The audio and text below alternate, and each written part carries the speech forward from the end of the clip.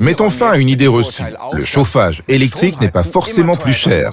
Wolfgang Wegner nous explique comment fonctionne le module conçu par son entreprise. Oui, je vais y mettre fin. Je vous présente aujourd'hui ce qui est sans doute l'appareil de chauffage le plus rapide, le plus réglable et le plus économique du marché. Ok. Prenons cet appareil par exemple. Il est allumé depuis environ 7 minutes. Il consomme 2 fois moins que le grille-pain dans votre cuisine et peut chauffer une chambre d'enfant. Si vous n'étiez pas sur le point de me le prouver, je ne vous croirais pas, mais je sais que vous allez le faire. Pour en revenir à la vitesse, mon plancher chauffant, par exemple, met une demi-journée pour chauffer. C'est plus rapide avec un chauffage Vibo ? Ce n'est pas comparable. Comme tous les chauffages que nous produisons, ce chauffage atteint sa température maximale en 7 minutes. Il est alors chaud et diffuse toute sa chaleur dans la pièce, si bien que l'ensemble de la pièce chauffe en très peu de temps. Mais quelle est la différence entre Vibo et les autres ? Il y en a beaucoup.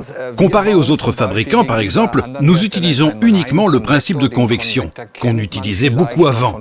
Les vraies cheminées fonctionnaient selon ce principe, avec des braises à environ 350 degrés. Elles absorbaient l'oxygène pour la rejeter sous forme d'air chaud. C'est sur ce principe que fonctionnent tous nos appareils. Ok, alors en haut on sent vraiment la chaleur, sur le côté pas tellement, et en bas il est presque froid. Vous avez amené une caméra thermique à laser pour que ce soit clair. Exactement. C'est la raison pour laquelle je l'ai amené. L'appareil mesure la température de surface. Nous affirmons que tous nos chauffages sont intelligents. Ils savent où est le devant et où est l'arrière. Je vais vous le prouver.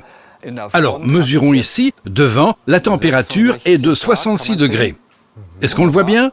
Parfait. Je vise le module. Au bout de 7 minutes, il a atteint une température de 191 degrés. On le voit parfaitement. Et maintenant, le cœur de chauffe. Le cœur de chauffe a atteint une température de 86 degrés. L'unité de stockage secondaire est donc chargée. J'en dirai plus dans un instant. Et maintenant, l'arrière. La température est de 30 degrés. Cet appareil ne va pas chauffer le mur. Et tous vos chauffages fonctionnent selon ce principe de convection?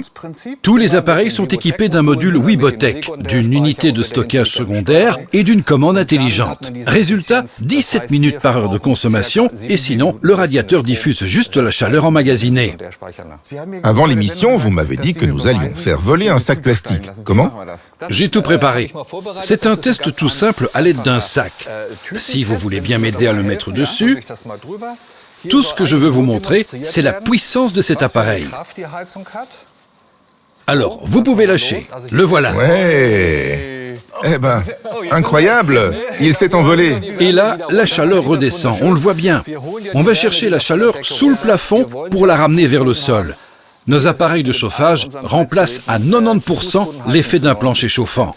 C'est absolument génial. Franchement, le créateur de votre entreprise familiale, qui est située à Hambourg, a breveté son invention, non? Bien sûr, tous nos systèmes de chauffage sont inscrits à l'Office allemand des brevets et des marques. Ah, parfait.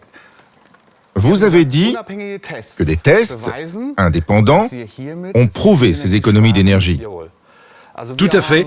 Nous avons fait plusieurs tests sur 24 heures où on note exactement quand l'appareil s'allume et s'éteint.